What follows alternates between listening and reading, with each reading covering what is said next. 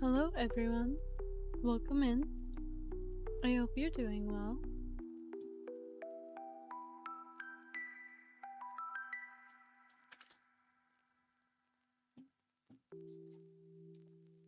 So today I am reading scary stories.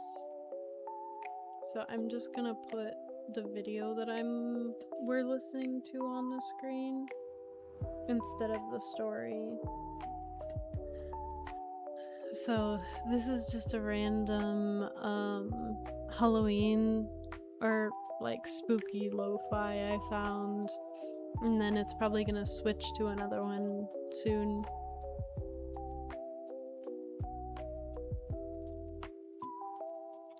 So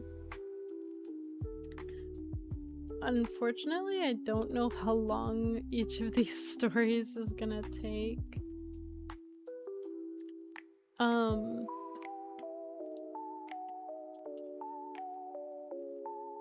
I might only be able to get through one because it looks like that isn't gonna work. I think this has to not be full screen for us to see it. Okay. So hello? Okay. So I might only be able to get through one, because I'm not even gonna lie to you guys, I am exhausted. And these are long stories. So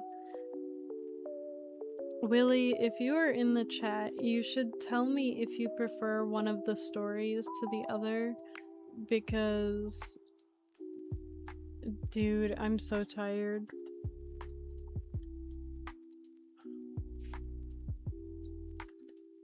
I will not let that ruin our spooky stream though. We'll have fun with this.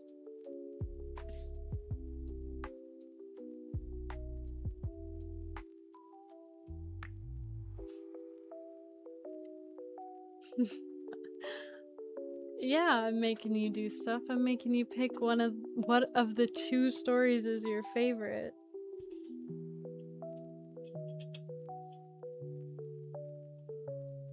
I've been talking to people all day about their meds. Horse of the Invisible is fun. Okay.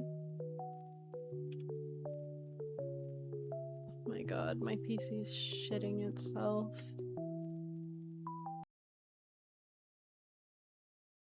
You know what?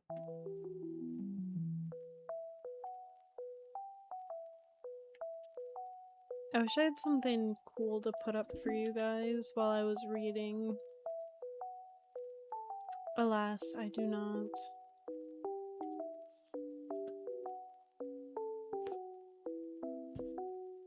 Actually, let me see if I do have something.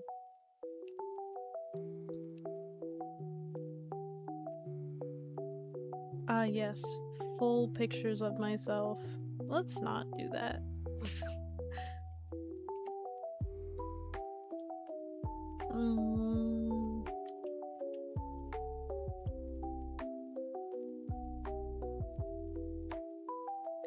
If you do a mic free stream and read it to ourselves. I don't think that would be a good idea, because I've always been told when I'm trying to partner read, I read way too fast. So I don't know if you guys would be able to read it. Yeah. Why do I just have pictures of my whole ass family on here? Yeah, let me put one of those on for you.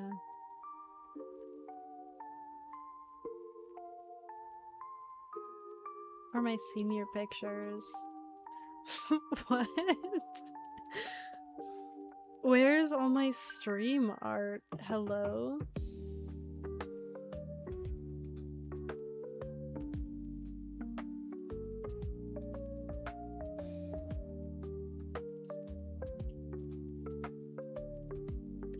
Ew. a picture with this person in here. I need to delete that. I need to delete that one too. Why are these on my computer? Ew. Oh my goodness. I should not have been going through my gallery. Anyways.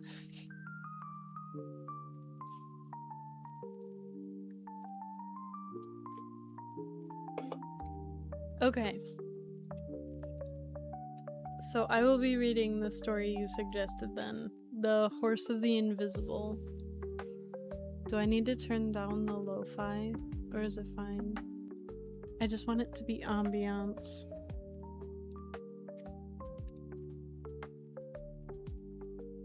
Okay.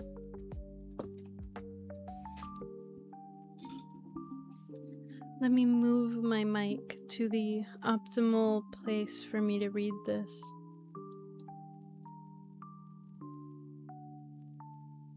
Fuck, where's my cat?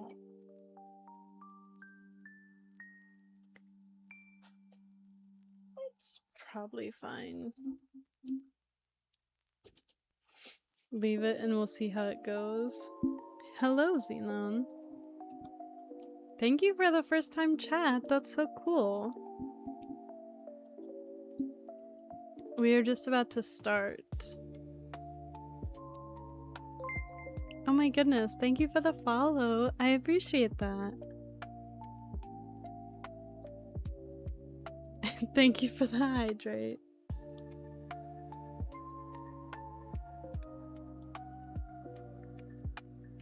Y'all will be proud of me, chat. I have watered today. Okay. So this is The Horse of the Invisible by William Hope Hodgson. I hope there's not a lot of dialogue. I'm not good with voices. I had that afternoon received an invitation from Karnacki. When I reached his place, I found him sitting alone. As I came into the room, he rose with a perceptibly stiff movement and extended his left hand. His face seemed to be badly scarred and bruised, and his right hand was bandaged. He shook hands and offered me his paper, which I refused. Then he passed me a handful of photographs and returned to his reading. Now, that is just Karnacki. Not a word had come from him, and not a question from me. He would tell us about it later. I spent about a half an hour looking at the photographs, which were chiefly snaps, some by flashlight, of an extraordinary pretty girl. Though in some of the photographs, it was wonderful that her prettiness was so evident, for so frightened and startled was her expression that it was difficult not to believe that she had been photographed in the presence of some imminent and overwhelming danger. The bulk of the photographs were interiors of different rooms and passages, and in every one the girl might be seen, either full length in the distance or closer, with perhaps little more than a hand or arm or portion of the head or dress included in the photograph. All of these had evidently been taken with some definite aim that did not have for its first purpose the picturing of the girl, but obviously of her surroundings, and they made me very curious, as you can imagine. Near the bottom of the pile, however, I came upon something definitely extraordinary. It was a photograph of the girl sitting abrupt and clear in the bright blaze of a flashlight, as was plain to be seen. Her face was turned a little upward, as if she had been frightened suddenly by some noise. Directly above her, as though half-formed and coming down out of the shadows, was the shape of a single, enormous hoof.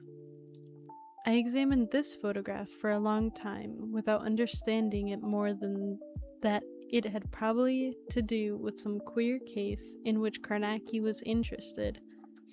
When Jessup, Arkwright, and Taylor came in, Karnacki quietly held out his hand for the photographs, which I returned in the same spirit, and afterward we all went in to dinner. When we had spent a quiet hour at the table, we pulled our chairs round and made ourselves snug, and Karnacki began. "I've been north," he said, speaking slowly and painfully between puffs at his pipe. "Up to Higgins, east of Landshire.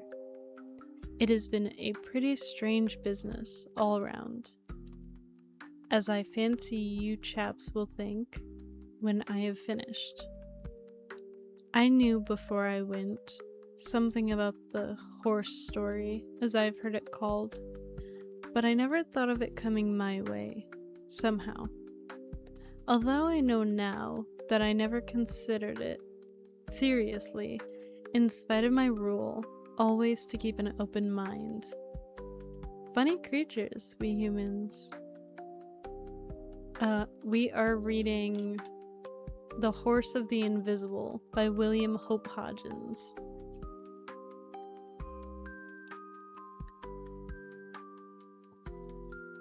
Well, I got a wire asking for an appointment, which of course told me that there was some trouble. On the fixed old Captain Higgins himself, on the date I fixed, old Higgins himself came up to see me.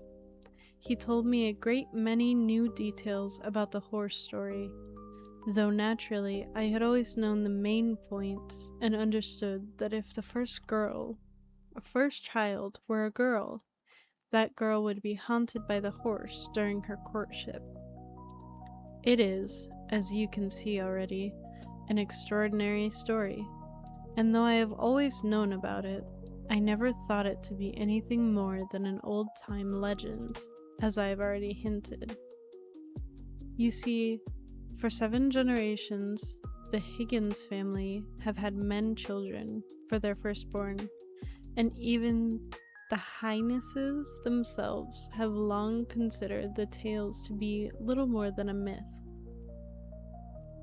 To come to the present, the eldest child of the reigning family is a girl, and she has often been teased and warned in jest by her friends and relations that she is the first girl to be the eldest for 7 generations, and that she would have to keep her men friends at arm's length or go into a nunnery if she hoped to escape the haunting. And this, I think, shows us how thoroughly the tale had grown to be considered as worthy of the least serious thought. Don't you think so? I'm surprised you've read one of his stories before. That's kinda cool, Zenon. I'm glad you joined us today. 2 months ago, Miss Higgins became engaged to a Beaumont, a young naval officer, and on the evening of the very day of the engagement, before it was even formally announced, the most extraordinary thing happened, which resulted in Captain Higgins making the appointment and my ultimately going down to their place to look into the thing. From the old family records and papers that were entrusted to me, I found that there could be no possible doubt that prior to something like 150 years ago, there was some very extraordinary and disagreeable coincidences. To put the thing in the least emotional way, in the whole of the 2 centuries prior to that date, there were 5 firstborn girls out of a total of 7 generations in the family. Each of these girls grew up to maidenhood, and each became engaged, and each one died during the period of engagement, 2 by suicide, 1 by falling from a window, 1 from a quote-unquote broken heart, presumably heart failure owing to sudden shock through fright. The 5th girl was killed one evening in the park, round the house, but just how, there seemed to be no exact knowledge, only that there was an impression that she had been kicked by a horse. She was dead when found. Now, you see, all of these deaths might be attributed in a way, even the suicides, to natural causes. I mean, as distinct from supernatural. You see? Yet, in every case, the maidens had undoubtedly suffered some extraordinary and terrifying experiences during their various courtships.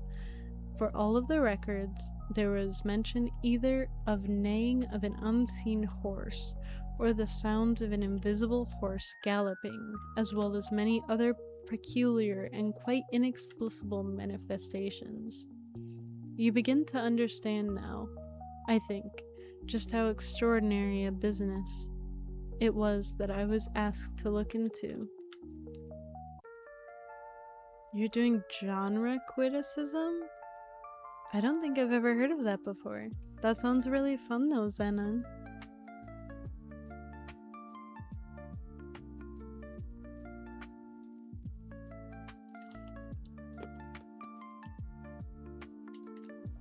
I gathered from one account that the hauntings of the girls was so constant and horrible that two of the girls' lovers fairly ran away from their lady loves, and I think it was this, more than anything else, that made me feel that there had been something more than a mere succession of uncomfortable coincidences.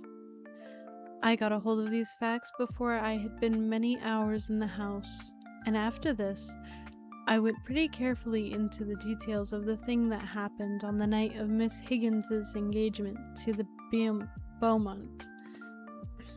It seems that the two of them were going through the big lower corridor just after dusk and before the lamps had been lighted.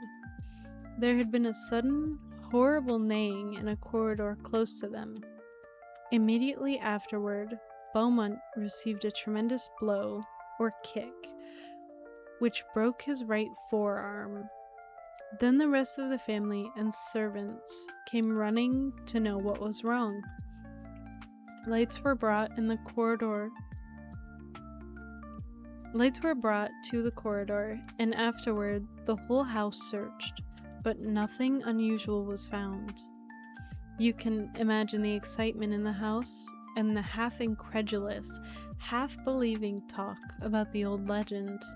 Then, later in the middle of the night, the old captain was waked by the sound of a great horse galloping round and round the house. Several times after this, both Beaumont and the girl said that they had heard the sounds of hoofs near to them after dusk in several of the rooms and the corridors. 3 nights later, Beaumont was waked by a strange neighing in the nighttime, seeming to come from the direction of his sweetheart's bedroom. He ran hurriedly for her father, and the two of them raced to her room. They found her awake and ill with sheer terror, having been awakened by the neighing seemingly close to her bed. The night before I arrived, there had been a fresh happening, and they were all in a frightfully nervy state, as you can imagine. I spent most of the day, as I've hinted, in getting hold of details, but after dinner, I slacked off and played billiards all evening with Beaumont and Miss Higgins. We stopped about 10 o'clock and had coffee, and I got Beaumont to give me the full particulars about the thing that had happened the evening before. He and Mrs. Higgins had been sitting quietly in her aunt's boudoir, whilst the old lady chaperoned them, behind a book. It was growing dusk, and the lamp was at her end of the table. The rest of the house was not yet lit, as the evening had come earlier than usual. Well, it seems that the door into the hall was open, and suddenly the girl said, "Hish! What's that?" They both listened, and then Beaumont heard it, the sound of a horse outside of the front door. "Your father?"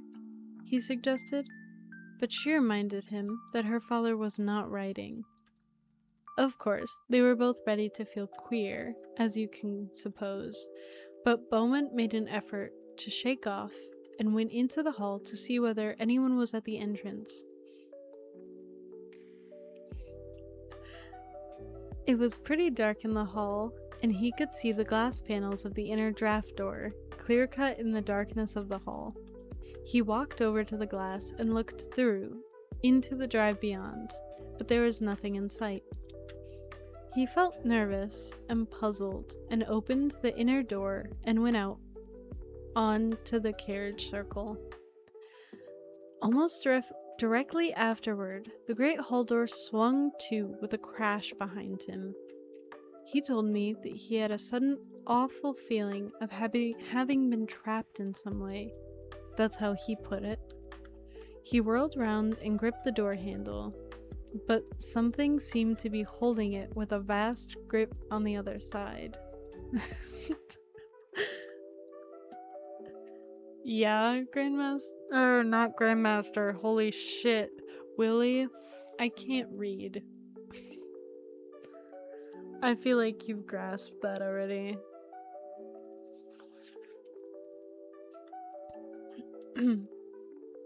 Then, before he could be fixed in his mind that this was so, he was able to turn the handle and open the door. He paused a moment in the doorway and peered into the hall, for he had hardly steadied his mind sufficiently to know whether he was really frightened or not. Then he heard his sweetheart blow him a kiss out of the grayness of the big, unlit hall, and he knew that she had followed him from the boudoir. He blew her a kiss back and stepped inside the doorway, meaning to go to her. And then, suddenly, in a flash of sickening knowledge, he knew that it was not his sweetheart who had blown him that kiss. He knew that something was trying to tempt him alone into the darkness, and that the girl had never left the boudoir. He jumped back, and in the same instant of time, he heard the kiss again, nearer to him. He called out at the top of his voice, "Mary, stay in the boudoir. Don't move out of the boudoir until I come to you." He heard her call something in reply from the boudoir, and then he had struck a clump of a dozen or so matches and was holding them above his head and looking round the hall. There was no one in it, but even as the matches burned out, there came the sounds of a great horse galloping down the empty drive.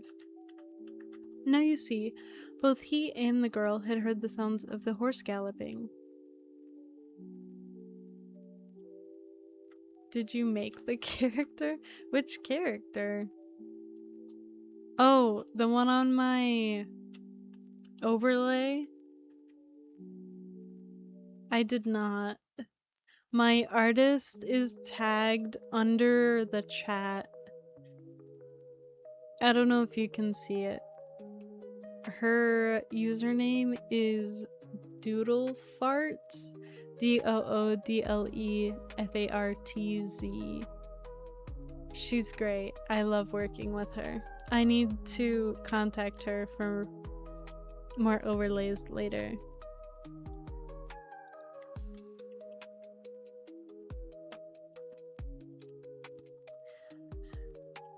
Now you see, both he and the girl had heard the sounds of the horse galloping, but when I questioned more closely,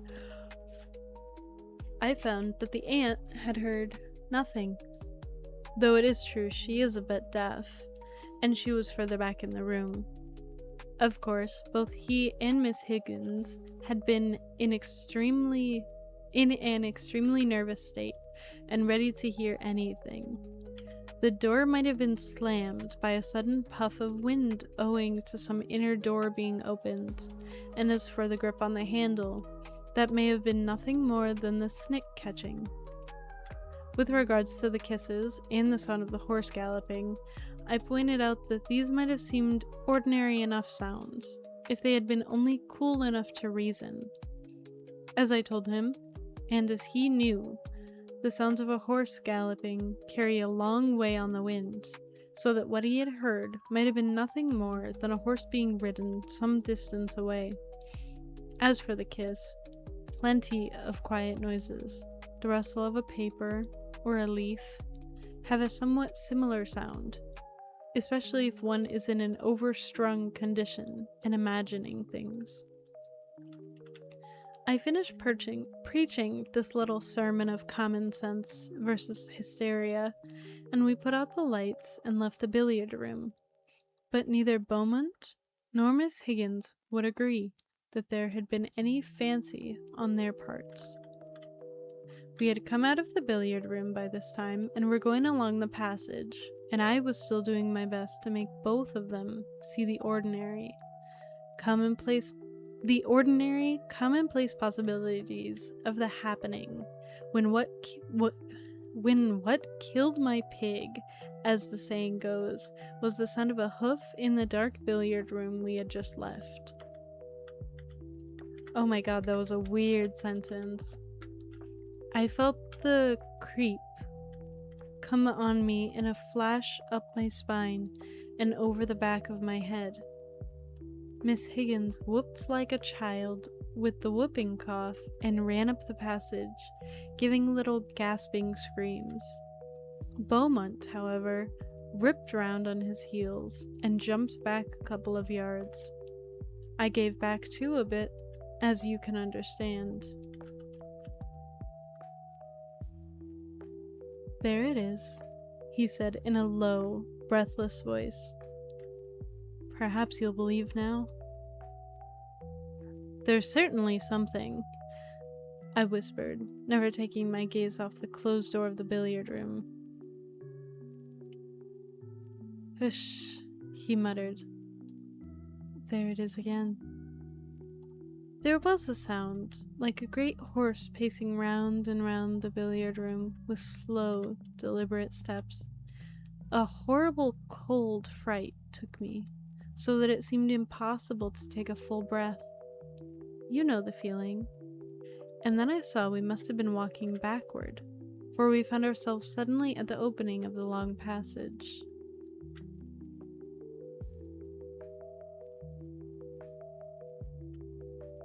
Anyone good with names? I really need advice for a name for myself because that's my language homework.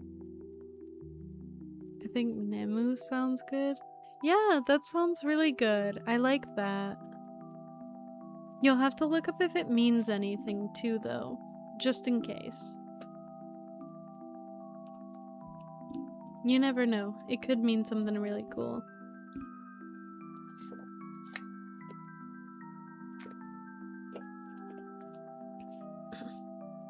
It means sleepy, I think. Okay. It still sounds really cool. If you like it, then you should use that.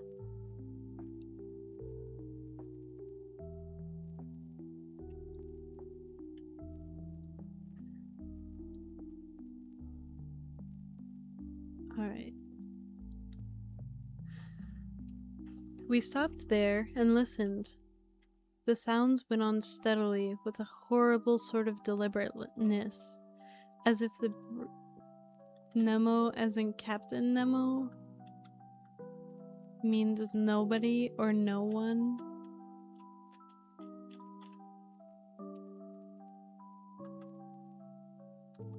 I did not know that. That's interesting, Willie. I'm not surprised though. You're the one who always has the super random facts in this chat. So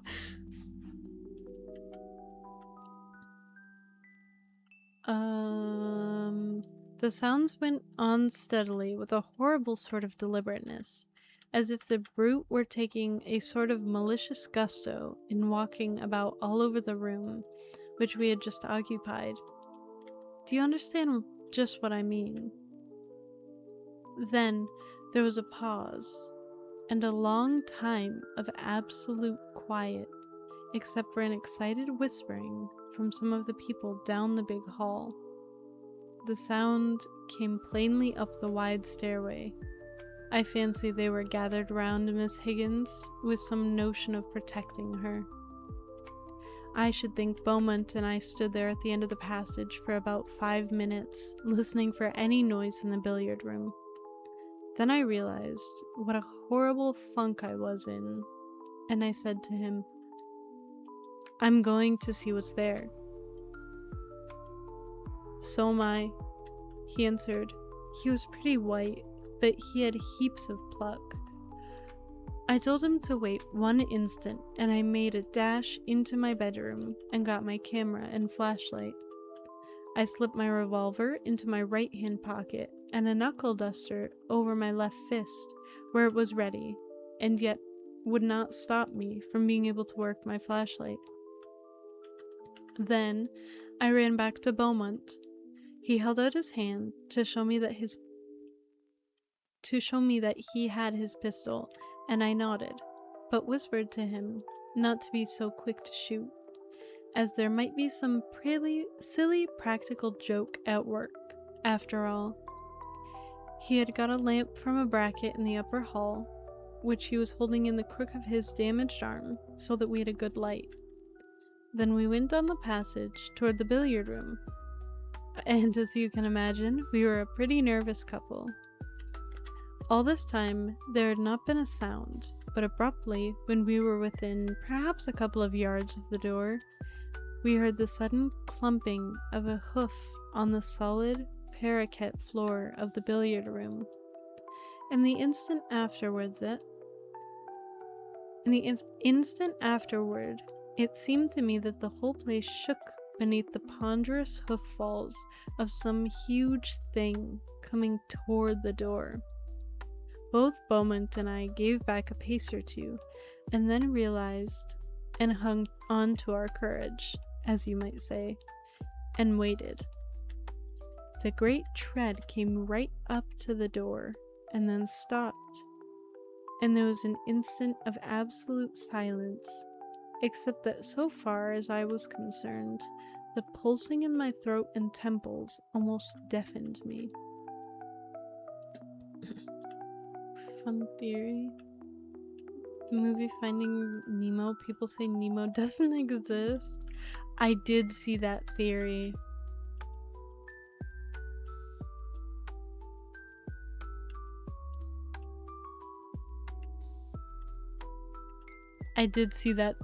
That was interesting.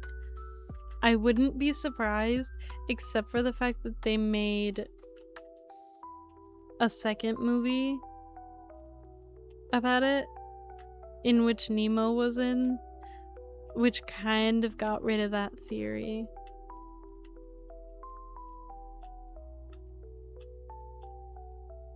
And no problem, Zenon. Don't worry about it.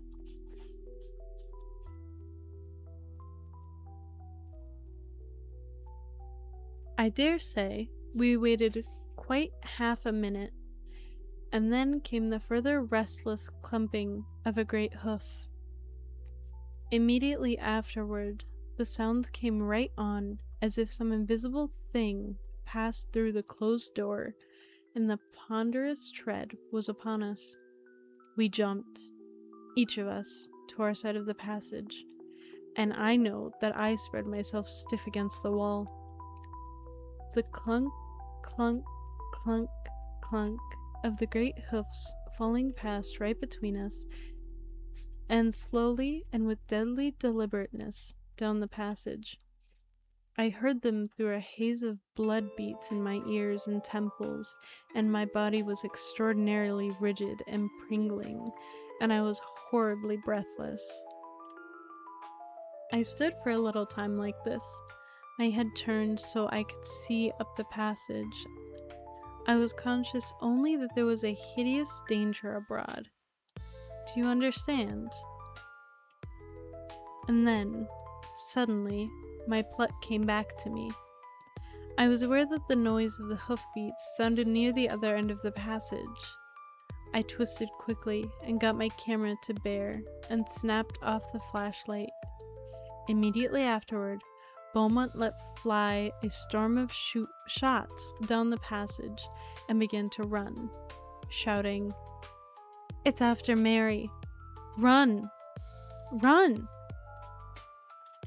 We rushed down the passage, and I after him.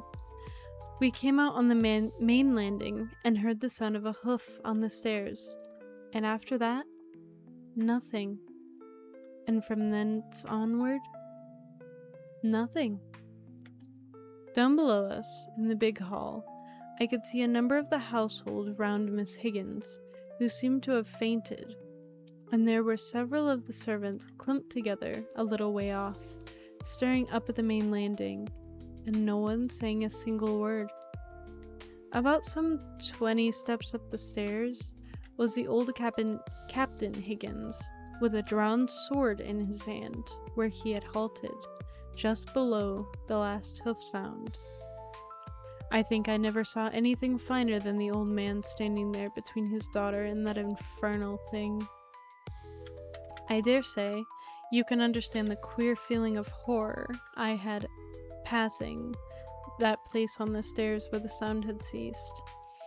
It was as if the monster were still standing there, invisible. And the peculiar thing was that we never heard another sound of the hoof, either up or down the stairs. After they had taken Miss Higgins to her room, I sent word that I should follow, so soon as they were ready for me. And presently, when a message came to tell me that I could come any time, I asked her father to give me a hand with my instrument box, and between us, we carried it into the girl's bedroom. I had the bed pulled well out into the middle of the room, after which I erected the electric pentacle round the bed. Then I directed that lamps should be placed round the room, but that on no account must any light be made within the pentacle, neither must anyone pass in or out. The girl's mother I had placed within the pentacle, and directed that her maid should sit without, ready to carry any message so as to make sure that Miss Higgins did not have to leave the pentacle. I suggested also that the girl's father should stay the night in the room, and that he had better be armed.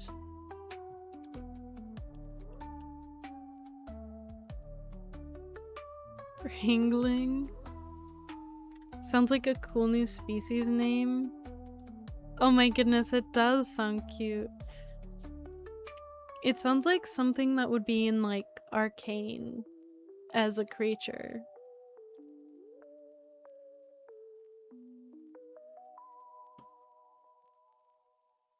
I don't know where my cat is. Give me like 2 seconds.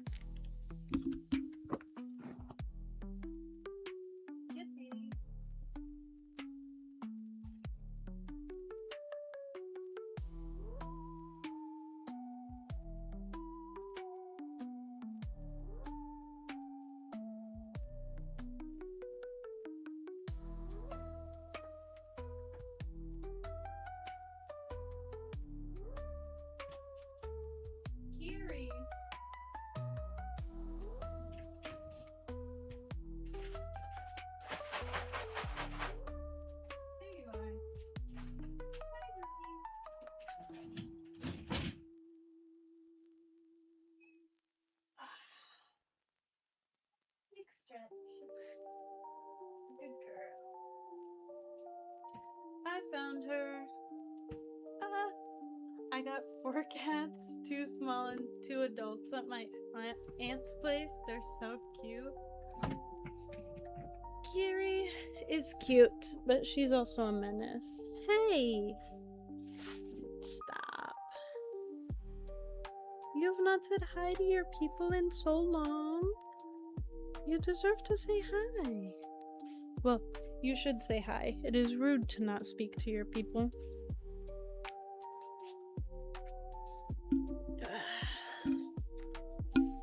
Oops, your foot's caught. You want to hang out with me and read stories with me, instead of telling me to shush? I'm sorry, I did not mean to offend you.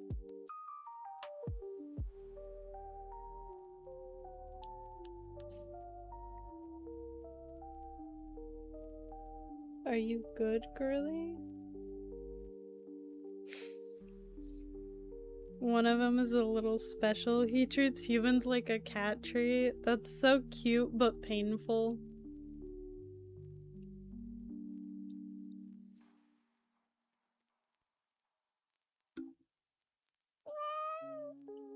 Okay.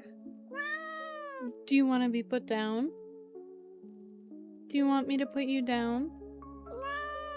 Okay, I'll put you down. You're welcome.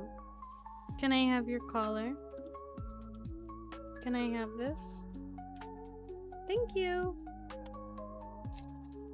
Get your summer coat off of me.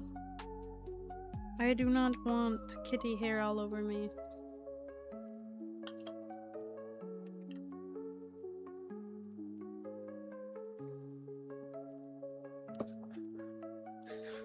He sometimes jumps on you randomly and it's like a horror game in the dark. Oh my goodness, I totally get that. Kirishima is gray, so I always have such a hard time finding her, and oh my god, it's so scary. Okay, now that I had my kitty time, when I had left the bedroom, I found Beaumont waiting outside the door in a miserable state of anxiety. I told him what I had done and explained to him that Miss Higgins was perfectly safe within the protection, but that in addition to her father remaining the night in the room, I intended to stand guard at the door. I told him that I should like him to keep me company, for I knew that he could never sleep feeling as he did, and I should not be sorry to have a companion. Also, I wanted to have him under my own observation, for there was no doubt that he was actually in greater danger in some ways than the girl. At least, that was my opinion, and still is, as I think you will agree later. Oh my goodness. Black cats are so cute though, I love them.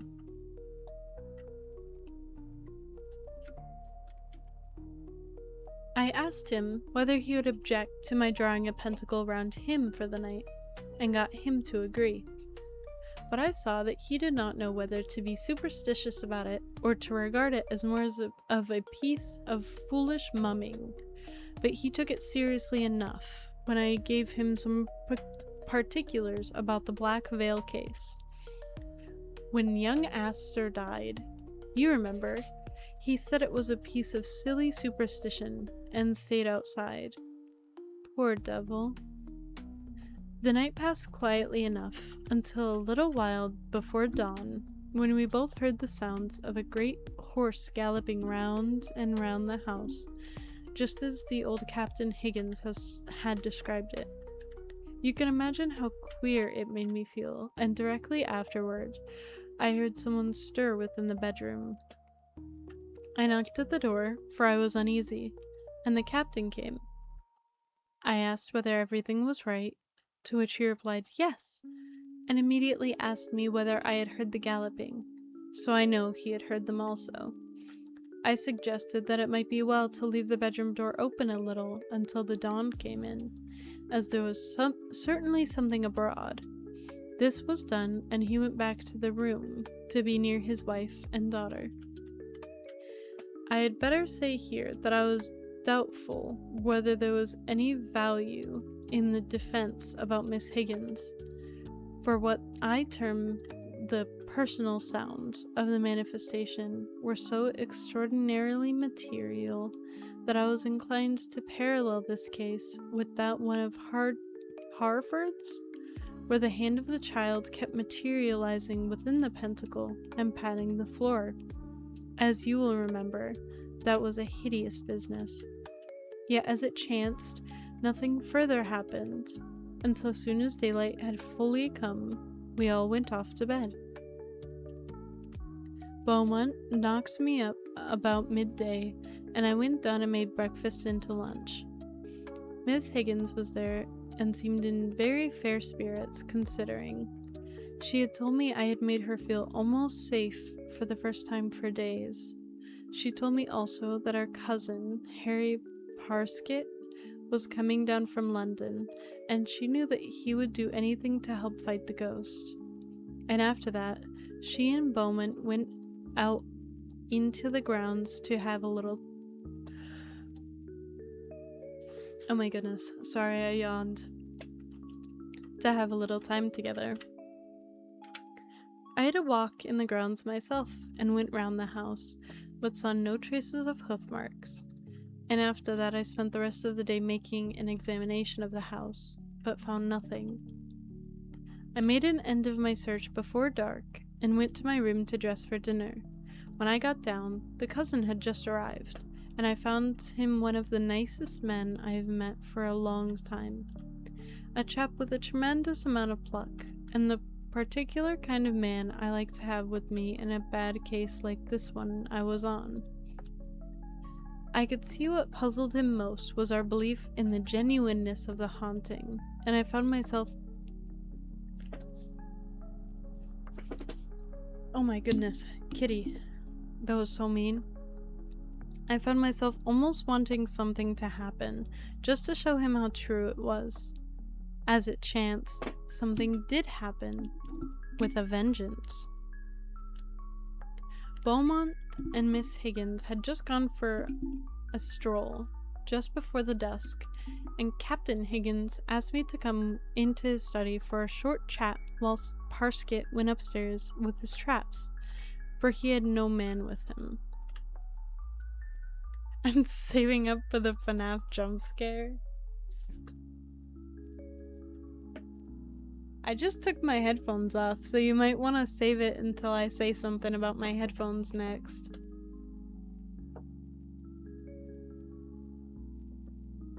If you think you're getting up on the bookcase, you're crazy, girl. Why don't you go in your box? Come lay down. Take a nap. That's what I want to do. Come take a nap for me. You're so mean, cat. Oh my goodness. Why are there claw marks in my chair?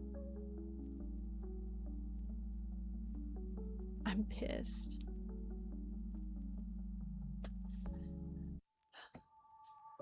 I had a long conversation with the old captain, in which I pointed out that the haunting had evidently no particular connection with the house, but only with the girl herself, and that the sooner she was married, the better, as it would give Beaumont a right to be with her at all times. And further than this, it might be that the manifestations would cease if the marriage were actually performed. Hey, do not be messing with cords. No, that's not a toy.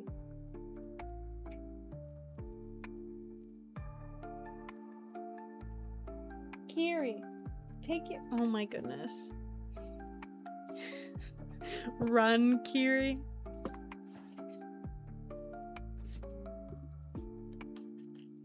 Take your spring and go not by the cords.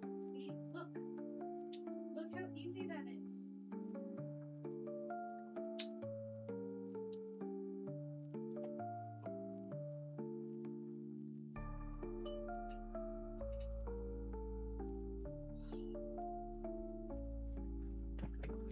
You can see the fabric itself all over the whole chair.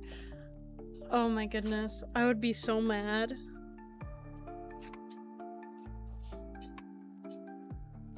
I can't see it, but I can feel it. I went to sit down, and there's a part, not on the bottom of the chair, but like on the side, and I can feel where her claws went in. I'm pissed.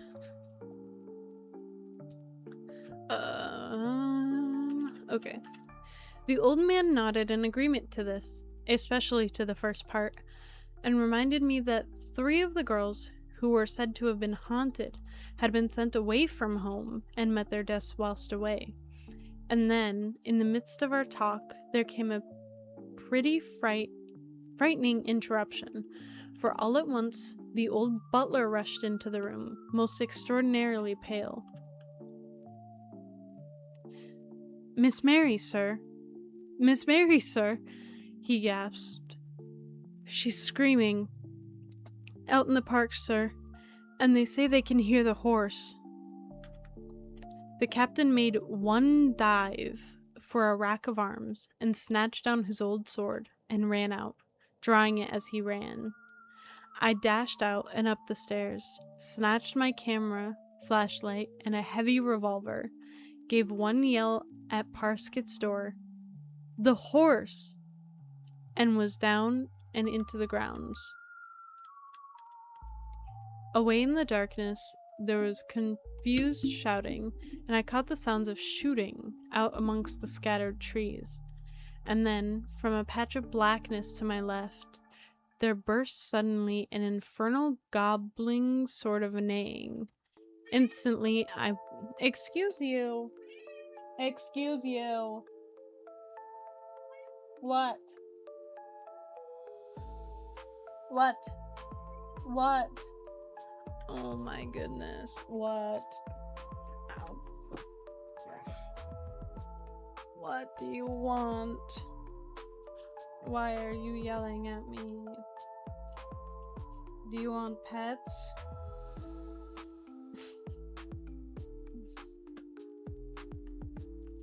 What do you want?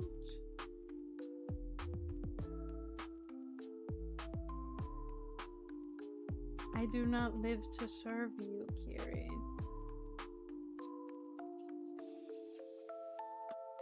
You're so funny looking.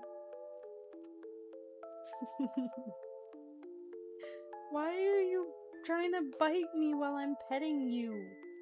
My goodness, you're so weird. No, you stay here now, because you wanted pets.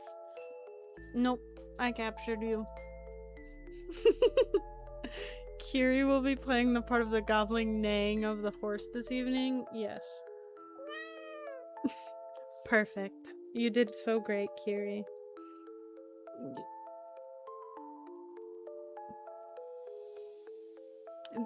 You can't forget the infernal gobbling sort of neighing. You're doing so good. What? That one was at me, because you pushed my face. What? What do you want? I don't know what you want from me. Do you want me to pet you?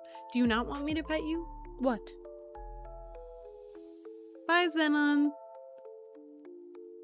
I hope to see you in later streams.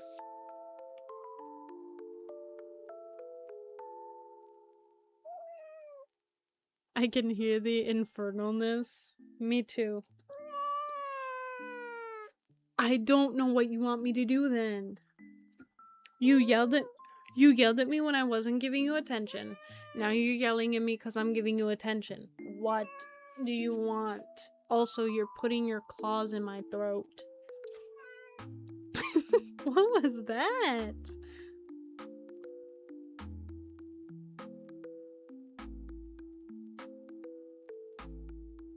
Are you done?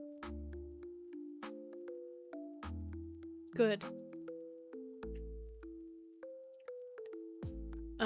Instantly, I whipped round and snapped off the flashlight. The great light blazed out momentarily, showing me the leaves of a big tree close at hand, quivering in the night breeze. But I saw nothing else, and then the tenfold blackness came down upon me, and I heard Parsket shouting a little way back to know whether I had seen anything.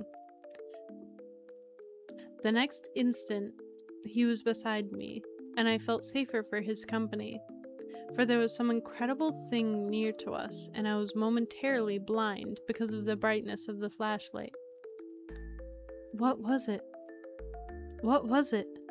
He kept repeating in an excited voice, and all the time I was staring into the darkness and answering mechanically, I don't know. I don't know. There was a burst of shouting somewhere ahead, then a shot. We ran towards the sounds, yelling to the people not to shoot, for in the darkness and panic, there was this danger also. Then there came 2 of the gamekeepers, racing hard upon the drive with their lanterns and guns, and immediately afterward, a row of lights dancing toward us from the house, carried by some of the men servants. Can I have my hand so I can scroll so I can keep reading? I'll just use your hand if you're not gonna give me my hand. Yes, I am. I need to keep reading. Give me your foot. Just push the down arrow. Just... Thank you. Come back here. I'm literally not doing anything to you. You're okay? Oh my goodness. This is not how story time goes. Oh my goodness.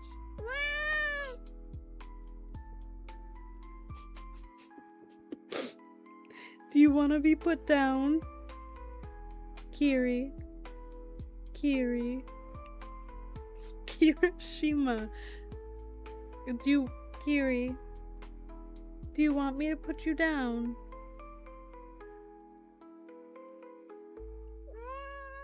I'll put you in my lap because you're not responding. As the lights came up, I saw that we had come close to Beaumont. He was standing over Miss Higgins, and he had his revolver in his hand. Then I saw his face, and there was a great wound across his forehead. By him was the captain, turning his naked sword this way and that, and peering into the darkness. A little behind him stood the old butler, a battle axe from one of the arm stands in the hall in his hands, yet there was nothing strange to be seen anywhere.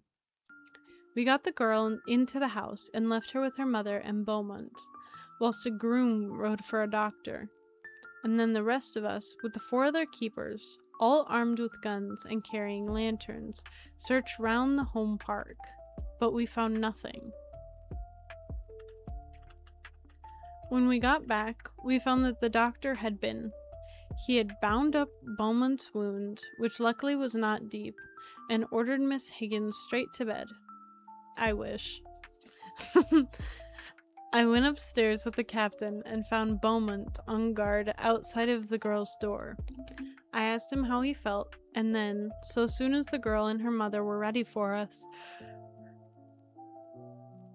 Captain Higgins and I went into the bedroom and fixed the pentacle again round the bed.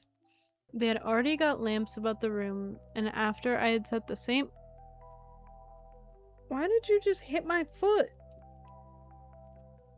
Oh my goodness, you're so mean to me, cat.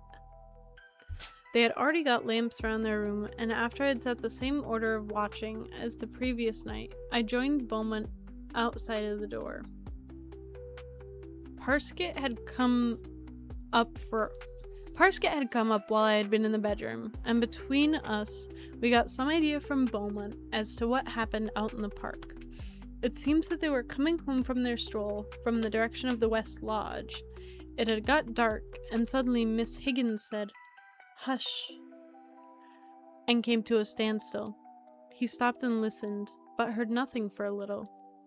Then he caught it, the sound of a horse, seemingly a long way off, galloping toward them over the grass. He told the girl that it was nothing, and started to hurry her toward the house. But she was not deceived.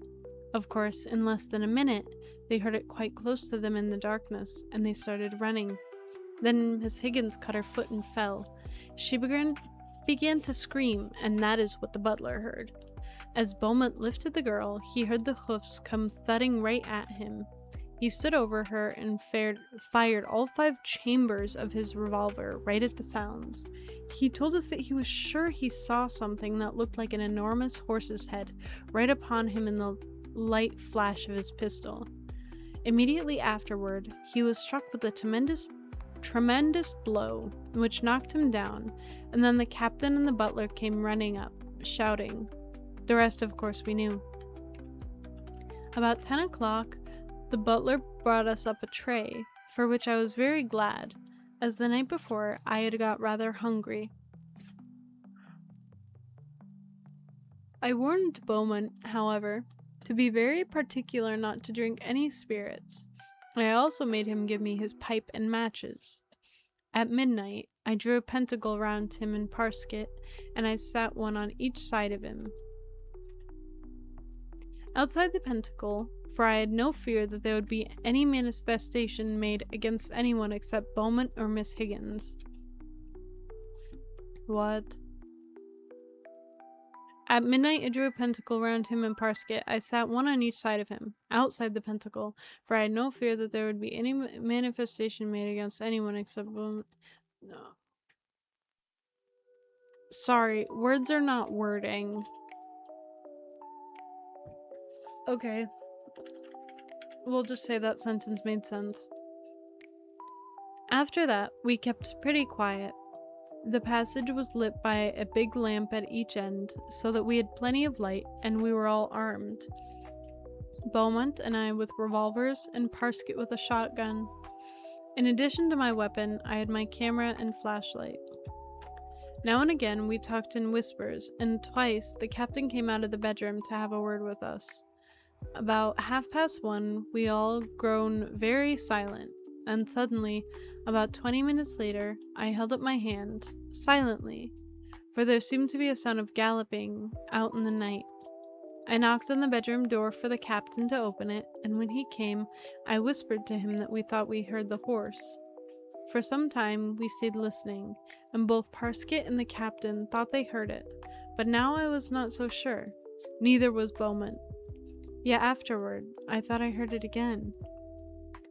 I told Captain Higgins I thought he had better go to the bedroom and leave the door a little open, and this he did. From that time onward, we heard nothing, and presently the dawn came, and we all went very thankfully to bed.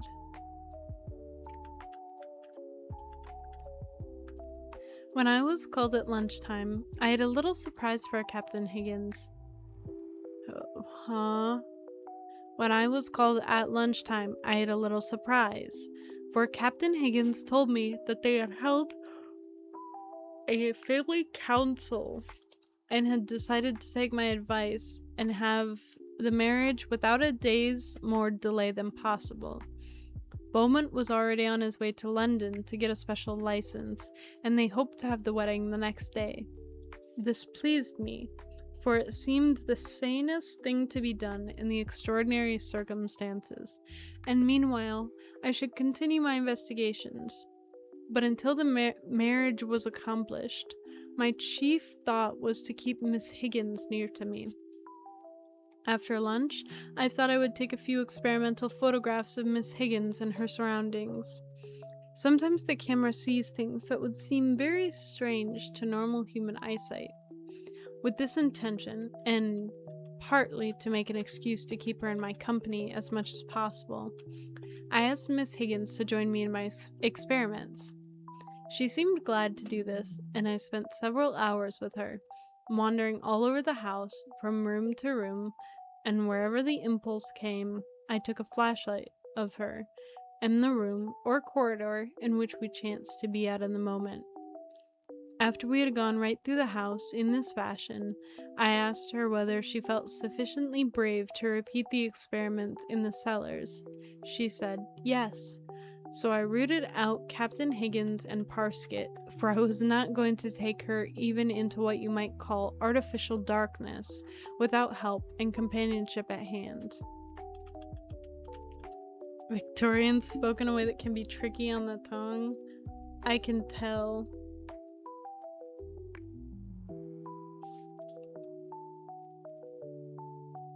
Well, and I'm getting more and more sleepy, so like all of it's like mushing together.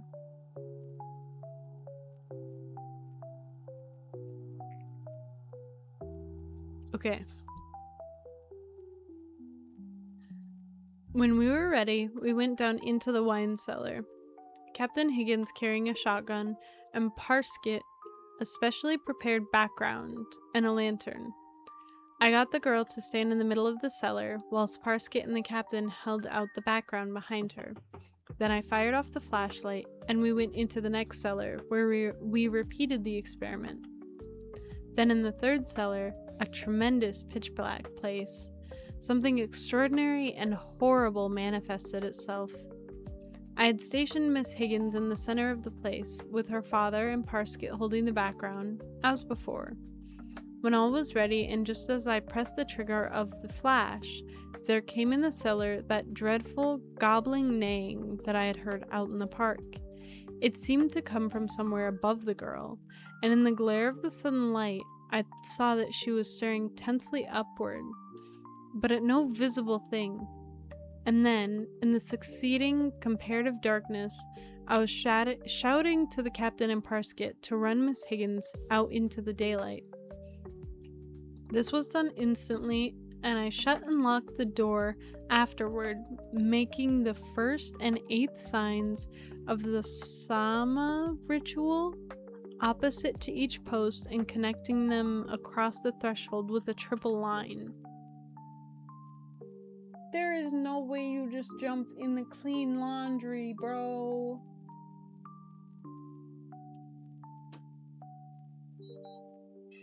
And you turned off the AC? Oh my goodness.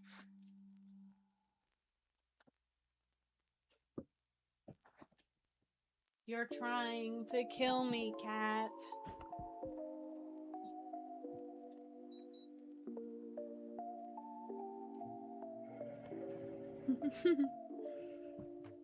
I'll allow it.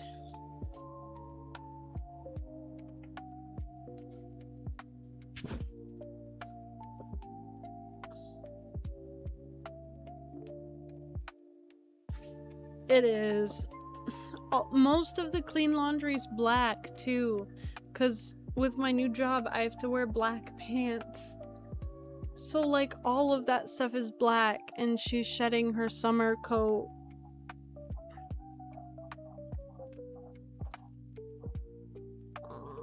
Okay.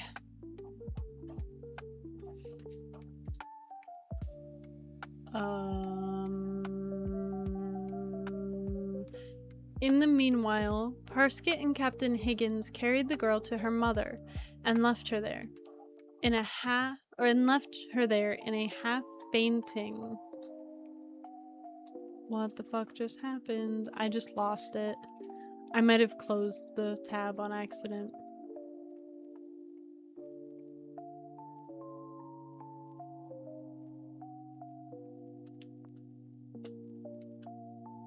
In the meanwhile, Parsket and Captain Higgins carried the girl to her mother and left her there in a half-fainting condition whilst I stayed on guard outside of the cellar door, feeling pretty horrible, for I knew that there was some disgusting thing inside, and along with this feeling, there was a sense of half-shamedness. Rather miserable, you know, because I had exposed Miss Higgins to danger. If you're tired, it can be a two-parter. We're like 3/4 of the way done, so I might as well finish it. And I would feel really bad because streams have already been getting cut short lately. So I would just be cutting another short stream short, and I don't want to do that.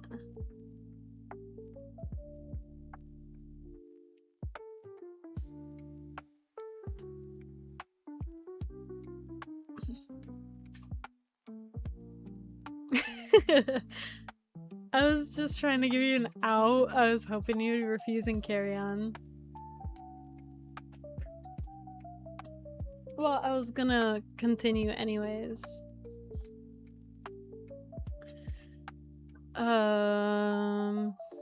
Not that much left. No. I got the captain's shotgun, and when he and Parsket came down again, they were each carrying guns and lanterns. I could not possibly tell you the utter relief of spirit and body that came to me when I heard them coming, but you just try to imagine what it was like standing outside of that cellar. Can you? I remember noticing, just before I went to unlock the door, how white and ghastly Parsket looked, and the old captain was grey looking, and I wondered whether my face was like theirs. And this, had its own distinct effect upon my nerves, for it seemed to bring the beastliness of the thing crashing down onto me in a fresh way. I know it was only sheer willpower that carried me up to the door and made me turn the key. I paused one little moment and then with a nervy jerk sent the door wide open and held my lantern over my head. Parsket and the captain came one on each side of me and held up their lanterns, but the place was absolutely empty. Of course, I did not trust to a casual look of this kind, but spent several hours with the help of the two others in sounding every square foot of the floor, ceiling, and walls. Yet, in the end, I had to admit that the place itself was absolutely normal, and so we came away. But I sealed the door, and outside, opposite each doorpost, I made the first and last signs of the Sama ritual, joined them as before with a triple line. Can you imagine what it was like searching that cellar? What do you want? What? No. I will put you in your kennel if you're just gonna yell at me. Or I'll flip a box over your head and you'll be stuck. Because you're not that smart. What? What? Oh my goodness. First you step on my... You're acting cute, but you just ruined like all of my laundry basically. I'm angry with you.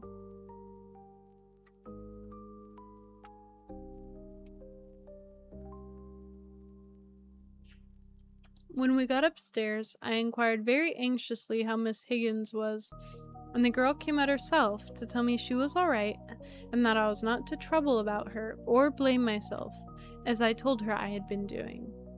I felt happier then and went off to dress for dinner, and after that was done, Parsket and I took one of the bathrooms to develop the negatives that I had been taking.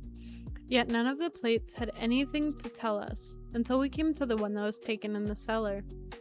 Parsket was developing, and I had taken a batch of the fixed plates out to the lamplight to examine them. I had just gone carefully through the lot when I heard a shout from Parsket, and when I ran to him, he was looking at a partly developed negative, which he was holding up to the red lamp. It showed the girl, plainly, looking upward as I had seen her, but the thing that astonished me was the shadow of an enormous hoof right above her, as if it were coming down upon her out of the shadows. And I had run her bang into that danger. That was the thought that was chief in my mind. As soon as the developing was complete, I fixed the plate and examined it carefully in a good light. There was no doubt about it all. The thing above Miss Higgins was an enormous shadowy hoof. Yet I was no nearer to coming to any definite knowledge, and the only thing I could do was to warn Parsket to say nothing about it to the girl, for it would only increase her fright. But I showed the thing to her father, for I considered it right that he should know. That night we took the same precautions for Miss Higgins' safety.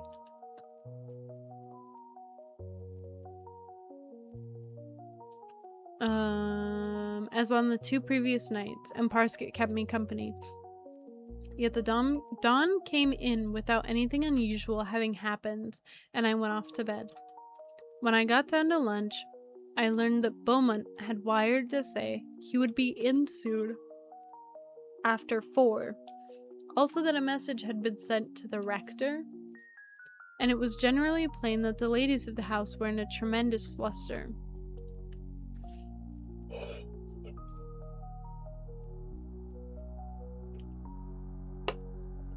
Beaumont's train was late, and he did not get home until 5.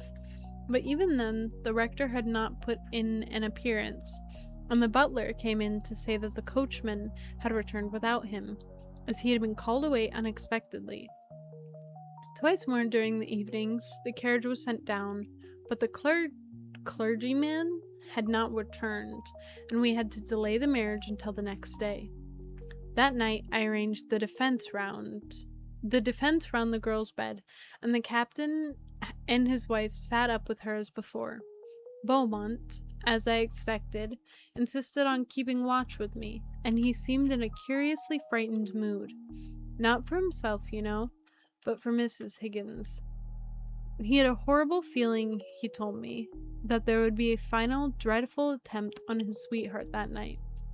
This, of course, I told him, was nothing but nerves. Yet really, it made me feel very anxious, for I have seen too much not to know that under such circumstances as a premonitory conviction of impending danger is not necessarily to be put down entirely to nerves. In fact, Beaumont was so simply and earnestly convinced that the night would bring some extraordinary manifestation that I got Parsket to rig up a long cord from the wire of the butler's bell to come along the passage handy. To the butler himself, I gave directions not to undress and to give the same order to 2 of the footmen. If I rang, he was to come instantly, with the footman carrying lanterns, and the lanterns were to be kept ready lit all night. If for any reason the bell did not ring and I blew my whistle, he was to take that as a signal in place of the bell. After I had arranged all of these minor details, I drew a pentacle about Beaumont and warned him very particularly to stay within it, whatever happened. And after this was done, there was nothing to do but wait and pray that the night would go as quietly as the night before. We scarcely talked all about 1 a.m. We were all very tense and nervous, so that at last Parsket got up and began to walk up and down the corridor to steady himself a bit. Presently, I slipped off my pumps and joined him, as we walked up and down, whispering occasionally, for something over an hour, until in turn I caught my foot in the bell cord and went down on my face, but without hurting myself or making a noise. When I got up, Parsket nudged me. "Did you notice that bell never rang?" he whispered. "Jove," I said. "You're right." "Wait a minute," he answered. "I bet it's only a kink somewhere in the cord." He left his gun and slipped along the passage, and taking the top lamp, tiptoed away in the house, carrying Beaumont's revolver ready in his hand. I was a plucky chap, I remember thinking then, and again later. Just then, Beaumont motioned to me for absolute quiet. Directly afterward, I heard the thing for which he listened, the sound of a horse galloping, out in the night. I think that I may say I fairly shivered. The sound died away and left a horrible, desolate, eerie feeling in the air. You know? I put my hand out to the bell cord, hoping Parsket had got it clear. Then I waited, glancing before and behind. Perhaps 2 minutes passed, full of what seemed like an almost unearthly quiet, and then suddenly, down the corridor at the lighted end, there sounded the clumping of a great hoof, and instantly the lamp was thrown with a tremendous crash, and we were in the dark. I tugged hard on the cord and blew the whistle.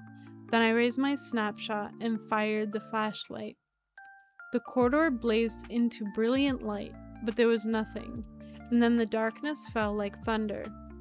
I heard the captain at the bedroom door and shouted to him to bring out a lamp. Quick. But instead, something started to kick the door, and I heard the captain shouting within the bedroom, and then the screaming of the women. I had a sudden horrible fear that the monster had got into the bedroom, but in the same instant, from up in the corridor, there came abruptly the vile, gobbling neighing that we heard in the park and the cellar. I blew the whistle again and groped blindly for the bell cord, shouting to Beaumont to stay in the pentacle, whatever happened. I yelled again to the captain to bring out a lamp, and there came a smashing sound against the bedroom door. Then I had my matches in my hand to get us some light before that incredible unseen monster was upon us. The match scraped on the box, and I flared up dully.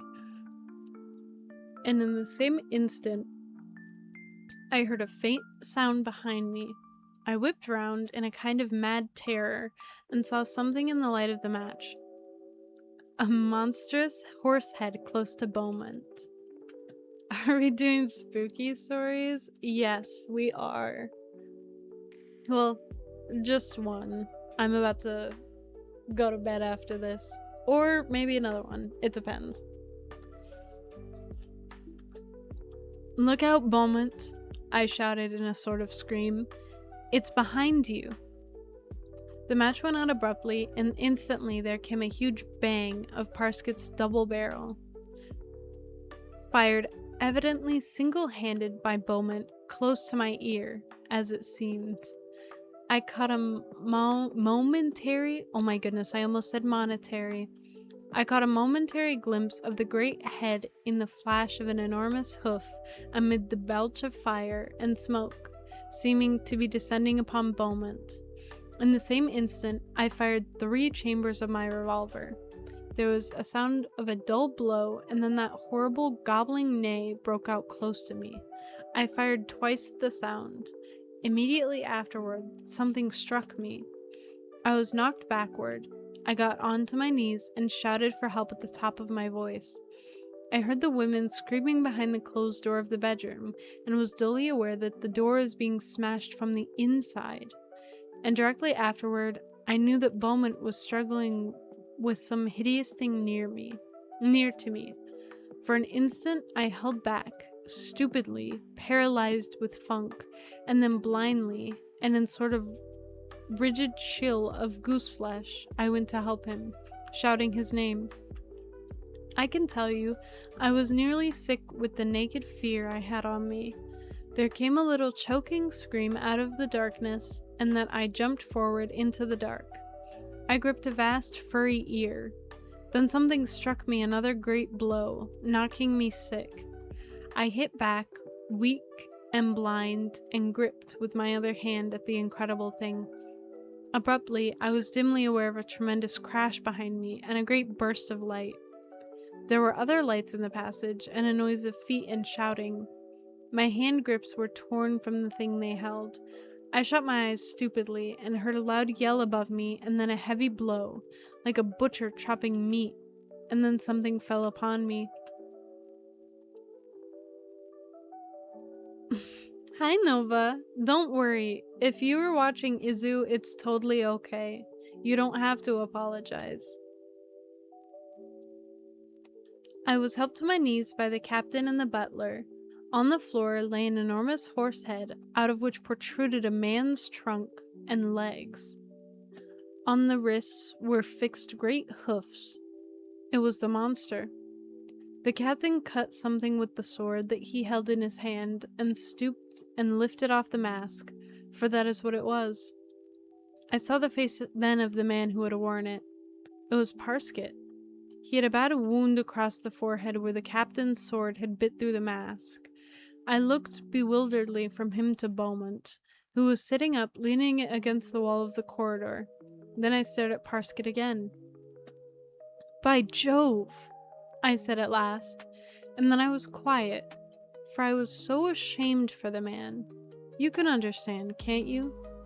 As he was opening his eyes, and I had grown to so like him. And then just as Parsket was getting back his wits and looking from one to the other of us and beginning to remember, there happened a strange and incredible thing. From the end of the corridor, there sounded suddenly the clumping of a great hoof. I looked that way and then instantly at Parsket and saw horrible fear in his face and eyes.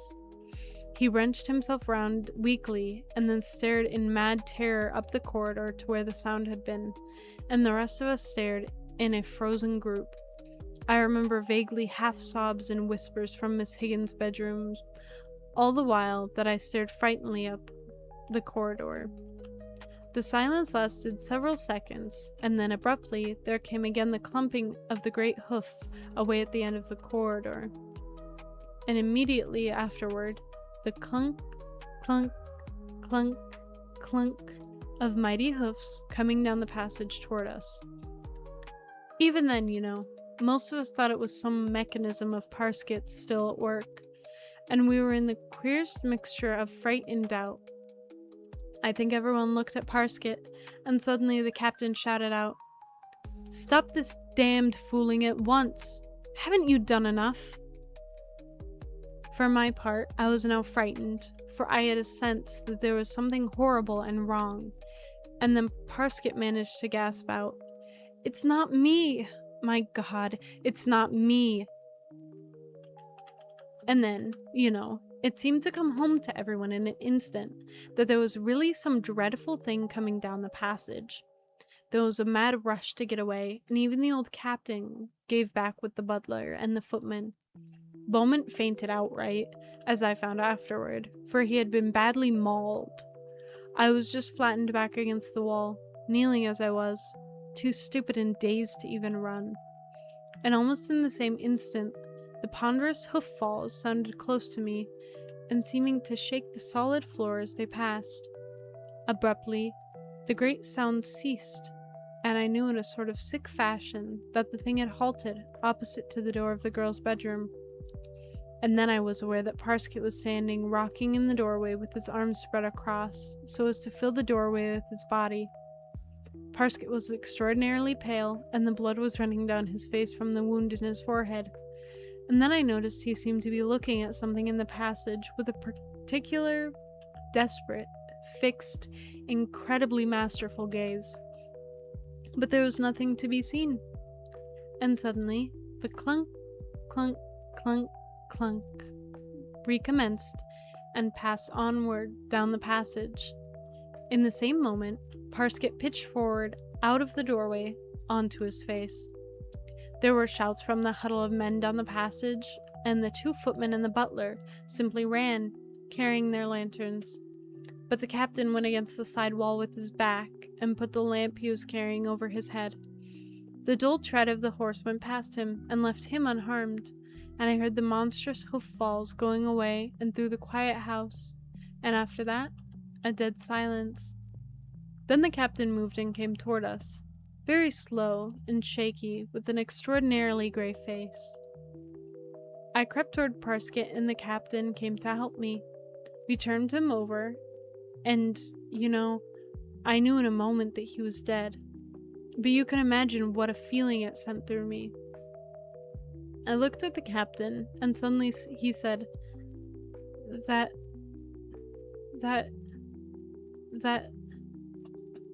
and I knew he was trying to tell me that Parsket had stood between his daughter and whatever it was that had gone down the passage. I stood up and studied him, though I was not very steady myself, and suddenly his face began to work, and he went down onto his knees by Parsket and cried like some shaken child. Then the women came out of the doorway of the bedroom, and I turned away and left him to them, whilst I over to Beaumont. That is practically the whole story, and the only thing that is left to me is to try to explain some of the puzzling parts here and there.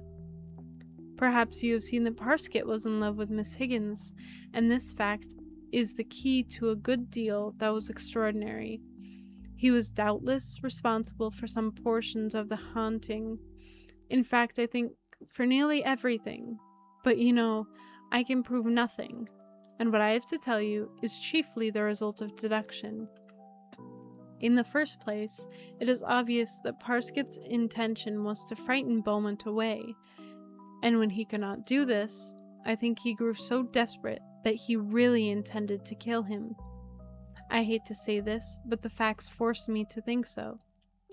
I am quite certain that it was Parsket who broke Beaumont's arm. He knew all the details of the so-called horse legend and got the idea to work upon the old story for his own ends.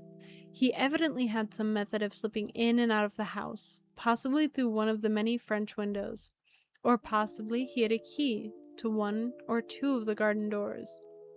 And when he was supposed to be away, he was really coming down on the quiet and hiding somewhere in the neighborhood. The incident of the kiss in the dark hall I put down to sheer nervous imaginings on the part of Bowman and Miss Higgins. Yet I must say, the sound of the horse outside of the door is a little difficult to explain away, but I am still inclined to keep to my first idea on this point, that there was really nothing unnatural about it. The hoof sounds in the billiard room and down the passage were done by Parsket from the floor below by bumping up against the paneled ceiling with a block of wood tied to one of the window hooks. I proved this by an examination which showed the dents in the woodwork.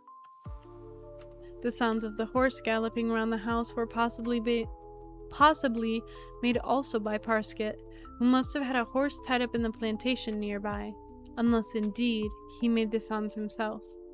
But I do not see how he could have gone fast enough to produce the illusion. In any case, I don't feel perfect certainty on this point. I failed to find any hoof marks, as you remember. The gobbling neighing in the park was a ventriloquial achievement on the part of Parsket, and the attack out there on Bowman was also by him, so that when I thought he was in his bedroom, he must have been outside all the time, and joined me after I ran out the front door. This is almost probable. I mean that Parsket was the cause, for if it had been something more serious, he would have certainly given up his foolishness, knowing that there was no longer any need for it. I cannot imagine how he escaped being shot, both then and in the last mad action, of which I have just told you. He was enormously without fear of any kind for himself, as you can see. The time when Parsket was with us, we thought we heard the horse galloping around the house. We must have been deceived. No one was very sure, except of course Parsket, who would naturally encourage the belief. The neighing in the cellar is where I consider there came the first suspicion into Parsket's mind that there was something more at work than his sham haunting. The neighing was done by him in the same way that he did it in the park, but when I remember how ghastly he looked, I feel sure that the sounds must have had some infernal quality added to them, which frightened the man himself. Yet later he would persuade himself that he had been getting fanciful. Of course, I must not forget that the effect upon Miss Higgins must have made him feel pretty miserable. Then about the clergyman being called away, we found afterward that it was a bogus errand, or rather, call, and it is apparent that Parsket was at the bottom of this, so as to get a few more hours in which to achieve his end, and what that was, a very little imagination will show you, where he had found that Bowman would not be frightened away. I hate to think this, but I'm bound to. Anyway, it is obvious that the man was temporarily bit off his normal balance. Love's a queer disease. Then, there is no doubt at all that Parsket left the cord to the butler's bell hitched somewhere, so as to give him an excuse to slip away to naturally clear it. This also gave him the opportunity to remove one of the passage lamps. Then he had only smashed the other, and the passage was in utter darkness for him to make an attempt on Bowman. In the same way, it was he who locked the door of the bedroom and took the key. It was in his pocket. This prevented the captain from bringing a light and coming to the rescue.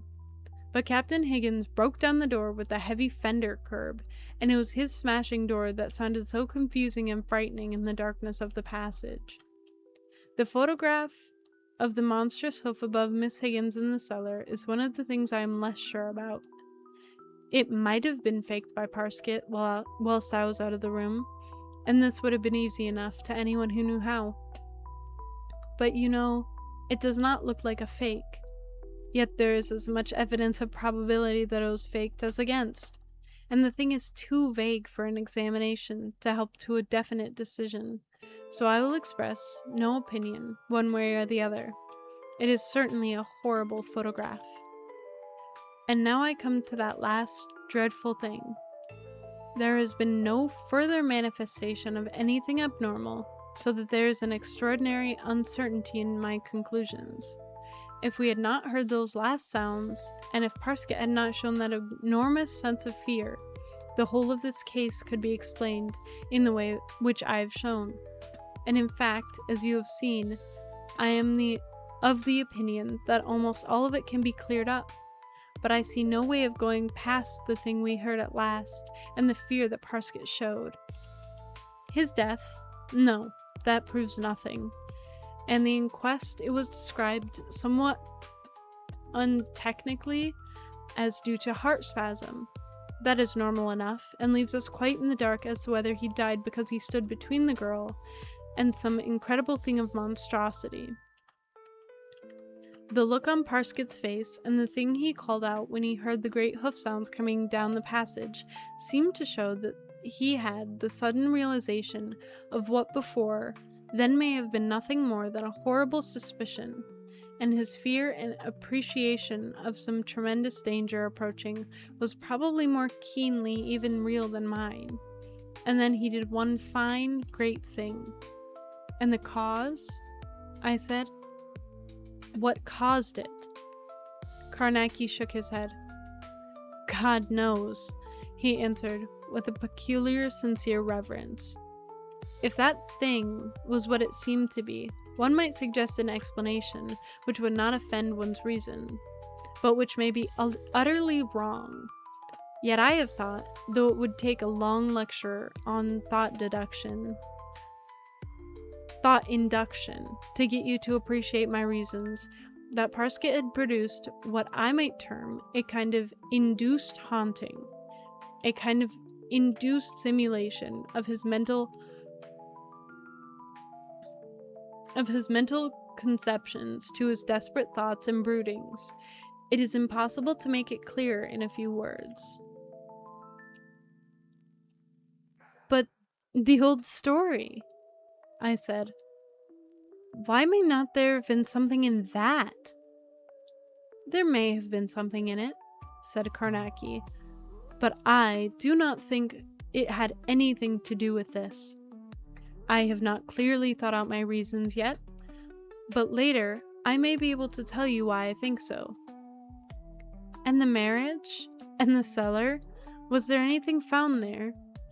Asked Taylor. Yes, the marriage was performed that day in spite of the tragedy, Carnacki told us. It was the wisest thing to do, considering the things that I cannot explain. Yes, I had the floor of that big cellar up, for I had a feeling I might find something there to give me some light, but there was nothing. You know, the whole thing is tremendous and extraordinary. I shall never forget the look on Parsket's face, and afterward, the disgusting sounds of those great hoofs going away through the quiet house. Carnacki stood up. Out you go, he said in friendly fashion, using the recognized formula. And we went, presently, out into the quiet of the embankment, and so to our homes. I'll simply put on a horse mask and tape some hooves on my hands, kill this woman's fiancé, and run around screaming like a horse, and surely she will fall in love with me. Yes. Because why not? What? Where did the lo-fi go? How long have we not had lo-fi? Why did no one tell me? That's so lame. I could not hear. We have it now? Well, yeah, because I just turned it on. How long had we not? It's been there the whole time? Then I must have accidentally just now closed it.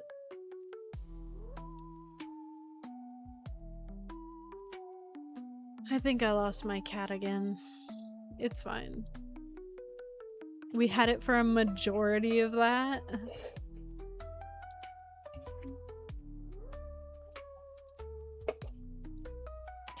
I don't know why I keep drinking that drink. It's so bad. Oh my goodness.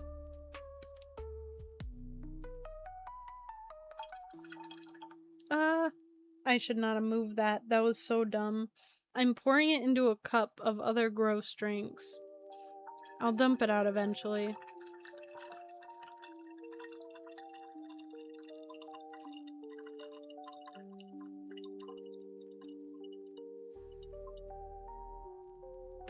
My chair is gonna be all sticky now, though, because I spilled it on my chair. That's so sad. Well, I just poured it into my bad drink cup.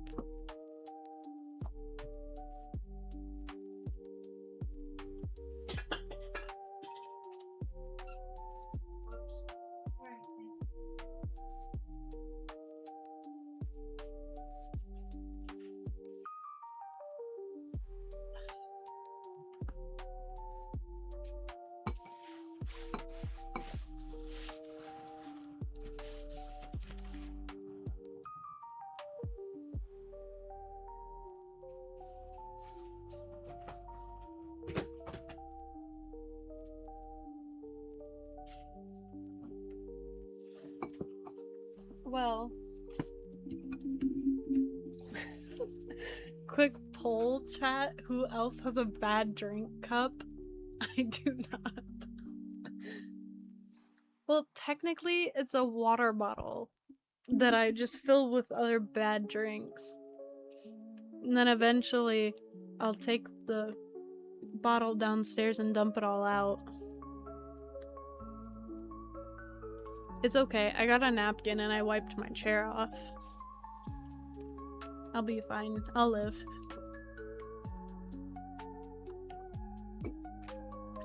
I personally don't. It's kind of not my fault, though.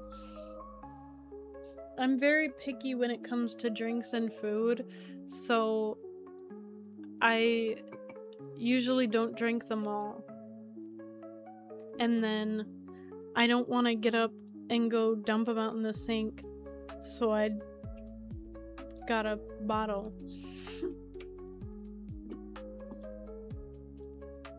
That's really all it is.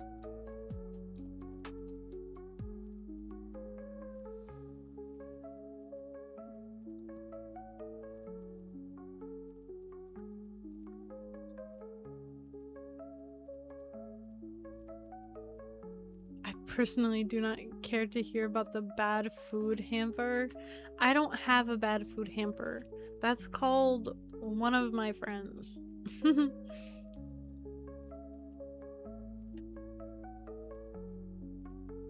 I have like 3 different friends who will eat anything. So if I ever have food that I don't like, I just give it to one of them.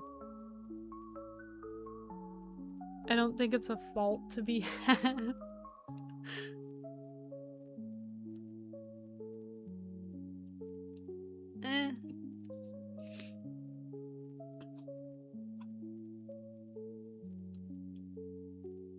So thoughtful.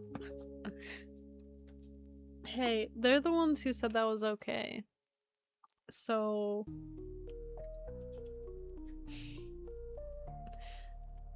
That's why at like every fast food place I get chicken, because like you can't really fuck up chicken. It's usually either chicken nuggets, chicken tenders, or KFC's special. But hello, garbage disposal friend, I have treats. Okay, but like you could say the same thing for like dogs. Like, let's be for real. If you have something that you don't like eating and you have a dog, you're giving it to the dog. It's kind of the same thing. Except the garbage disposal friend gets excited.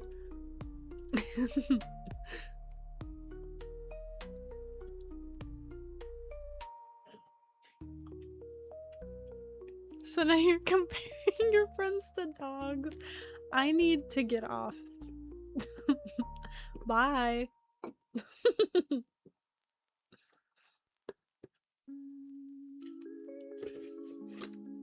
I just spent an hour and a half reading.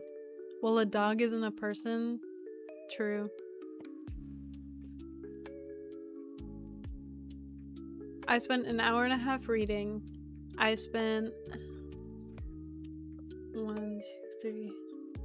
8 hours having to do math and spelling. So I should be given grace. I did okay with the reading. I don't read stuff like that very often, mostly because it's just not used, and especially being in pharmacy now, everything is very modern, which isn't surprising of the medical / science fields. But it's fine.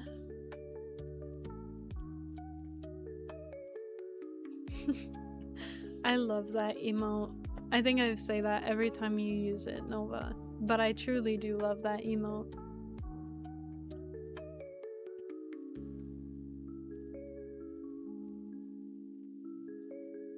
Okay.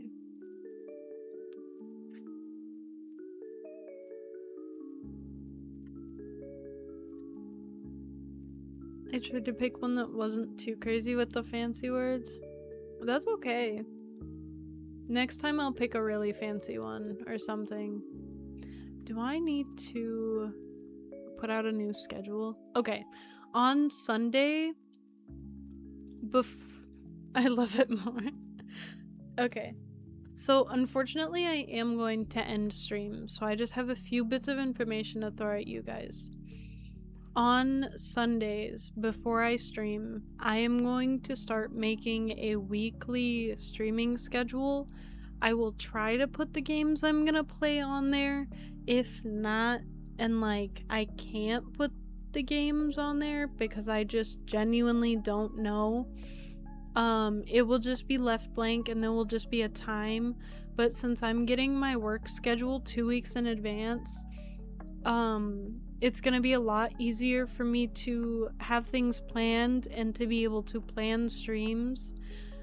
Also, there might be days that I didn't usually stream that I'm going to start streaming. All your fancy pants flibberty gibberty? Maybe. So, in the updates channel, there will always be 2 pinned messages, at least for now. I will tell you if it changes, but it will be the hashtag for stuff on socials and then a stream schedule. I will try to upload it to Twitch as well, but that like requires you to have it be a weekly thing, I'm pretty sure. So I will try. Unfortunately, that is going to be the end because I am exhausted and I need to eat because I haven't eaten since 1:30 and I didn't even really eat at 1:30. So let me see who we can raid. We will raid Izu to keep the spooky vibes up. I know, Nova, you said you were already in there. Is she ending? I can't hear.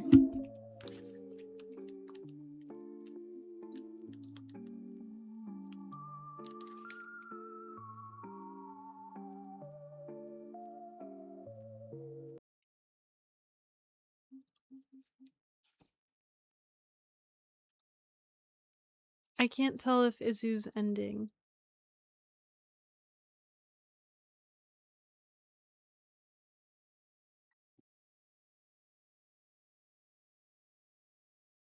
Of course, Willie.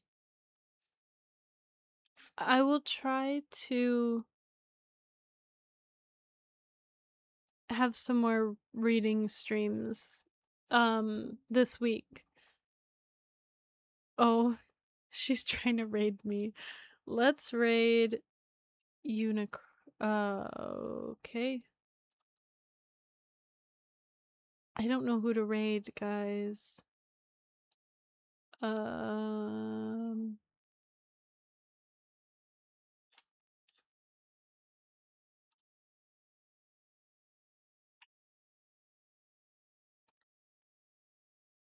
it doesn't look like I have anyone I'm able to raid. So unfortunately, I'm just going to end.